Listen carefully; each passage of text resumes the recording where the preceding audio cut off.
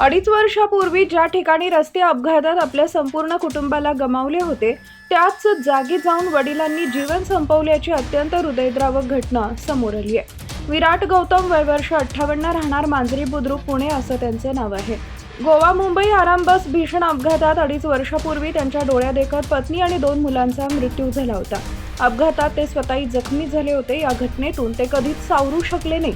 कुटुंबाच्या विरहानं ते नैराश्याने ग्रासले होते. अपघातात मृत्युमुखी पडल्यानंतर आठवड्यातून एकदा पुईखडी येथे येऊन पत्नी आणि मुलांची आठवण काढून रडत बसायचे. त्याच अपघातस्थळी धाव घेऊन विराट यांनी तिथंच आपलं जीवन संपवले. विराट दिनांक 9 मे रोजी पुण्यातून बाहेर पडले. 10 आणि 11 मे दरम्यान ते पुईखेड येथील अपघाताच्या ठिकाणी आले होते. त्या ठिकाणी रडत बसल्याचं परिसरातील रहिवाशांनी सांगितलंय. 11 मे नंतर ते दिसून आले नाही. शुक्रवारी सकाळी परिसरातील काही नागरिक पुईखडी घाट परिसरात गेले असता त्यांना दुर्गंधी आली. त्यांनी हा प्रकार करवीर पोलिसांना सांगितला. ते घटनास्थळी दाखल झाले. त्यांनी मृतदेह ताब्यात घेऊन त्यांच्या खिशातील मोबाईल जप्त केला. त्या मोबाईलवरील मेसेज पाहून पोलीसही गहिवरले. दरम्यान गौतम यांचा भाचा पश्चिम बंगाल येथून कोल्हापूरकडे येत आहे.